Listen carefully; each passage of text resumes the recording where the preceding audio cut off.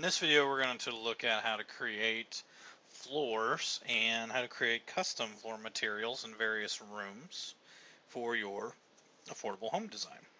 So, as you take a look, this model is what I'm kind of using as my demonstration. So here I have some various, if you look through, I've created the walls and I've placed all the furniture and the doors, and now I'm ready to go through. I know what kind of rooms that are going to be created, and I can go through and look at placing floors. So when I double click, I'm going to go to the finished floor, floor plan.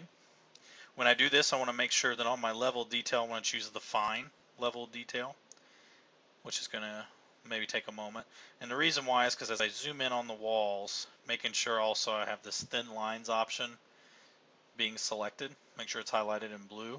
I want to be able to see the lines. Whenever you have the bolded lines on, it's very hard to see, but I want to be able to see, like, here's the siding layer, here's the plywood layer, here's the structural layer, which is the 2x6s, and then there's the drywall that we have on the inside. But I want to make sure that I can see that. That way I know to make sure that my floor is being placed where it should be. Under the architecture tab, I'm going to choose floor. And to start off with, I would recommend that you choose the wood joist 10-inch wood finish. So we're going to start with like a very generic floor, and I'm going to show you that we can always customize a lot of the different areas. So the first thing I'm going to do is I'm going to zoom in, and when you select your wall, you want to make sure that purple line is going right here. So it's going to go right to underneath the structure layer up there. So we don't want it to be to the inside right here where my mouse is. We want it to be right here on the outside.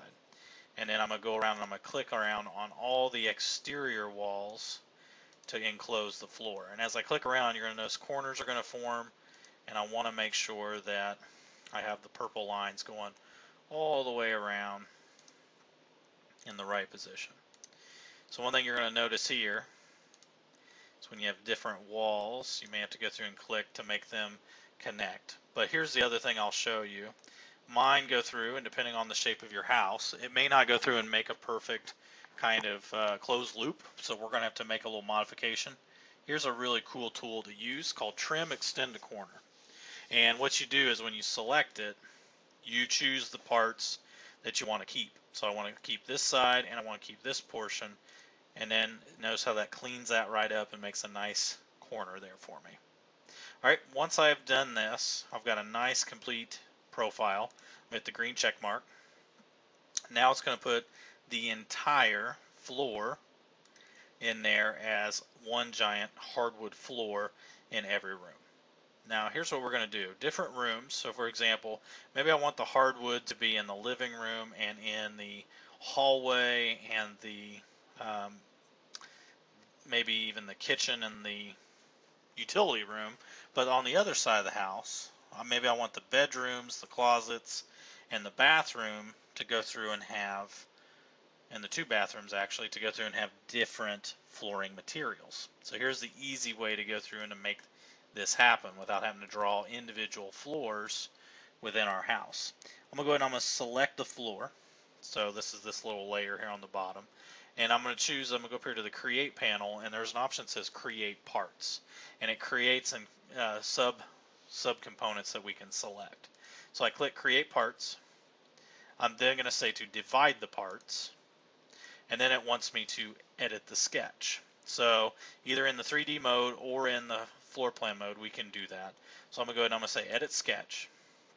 And now what I'm going to do is I'm going to look at what rooms that I want to separate out. I'm going to use the rectangle tool, and I'm from the inside of the walls. I'm going to go ahead and I'm going to click, and I'm going to go to the inside of this next wall. Okay. I may also want to go through and include, maybe worth also I can draw in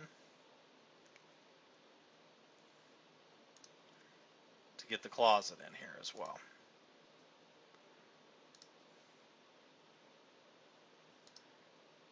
And I'll go ahead and do that. Now trim extend the corner, parts that I want to keep, so it would be like here and here, so that way it trims away this piece right there, so that way I get this kind of L-shaped component. But I'm going to go around and I'm going to choose the different rooms. So like this, the bathroom, I want to be separate, so I'm going to click to the inside there. I'm going to go to my bedroom, Looks like I got a little closet area inside there for that little bedroom. The bathroom.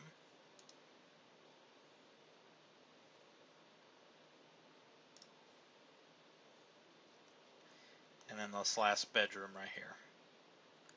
For simplicity's sake, I'm going to leave the rest of it within, and even then I could go through and create, maybe I'll do that with the living room. I'm going to create a little area where I'll go right behind the couch, right where that window is, where it keeps snapping. And even then, maybe as I come right in the front door, I want to separate some area here. So maybe I'll go even up and around and make this little connection here. Maybe I don't want that front area to have carpet. You know, maybe I want that to be some tile still. So when I hit the green check mark, you're going to see it's going to turn that into green lines to kind of show you where those boundaries are. The green lines, if they don't show up on the inside of your walls, that's fine, but you will see some in the areas where you maybe didn't have them connected, but at least, you know, kind of covered up. I mean, not really that they're not connected. But I'm going to hit the green check mark, and now what's going to happen is when I look at the different areas, now you're going to see, like here in the living room, I can actually go through and change this material. So if I scroll down in my properties, you'll see there's an option that says material by original. I'm going to uncheck that box. Materials oak flooring. I'm going to go ahead and I'm going to click, and now I can go through and set in some different materials. So like for example, I have there's a carpet that is in here, or maybe I need to create one. So I'm going to hit the drop down, say create new material. In my identity tab, I'll call this carpet living room. There's a carpet classification. I'm going to use the render appearance, and then maybe here for the image, let's see what we got in the asset browser. Open up the appearance library. Flooring. If I hit the drop down arrow next to it, here's carpet. So here they have some various carpet colors and things like that. Again, just like in a previous video, you can always take a picture off the internet, and I'll show that in another one of how to go through and create. So like here, let's do, this is all carpet tiles. Let me try this kind of light gray, and I'll switch this out. And that looks pretty good to me. So I'm going to go ahead and I'm just going to go through and say, okay. And now I've got a light gray carpet in there. Hardwood for the little entrance as you walk in. So this looks kind of weird as far as having this little part right there sticking out. But, you know, this is just to go to show you how to use those sketching tools to create these materials. So same thing here, if I go to the bathroom, scroll down, uncheck that material by original. I can choose the material that I want. So there is one tile in here that doesn't look too bad. It's a mosaic gray tile. Go ahead and say OK. And there's kind of what it looks like. Has this little gray kind of tile pattern in there. So now the bathroom's got a different material. Let's go to this back bedroom. So there's where I'll select it. I'll go over here to material by original. I'll create a new material. Maybe I'll call this, we'll do carpet. I always like to start with the material first, and then master bedroom. So this is the master bedroom's carpet. And graphics, use render appearance.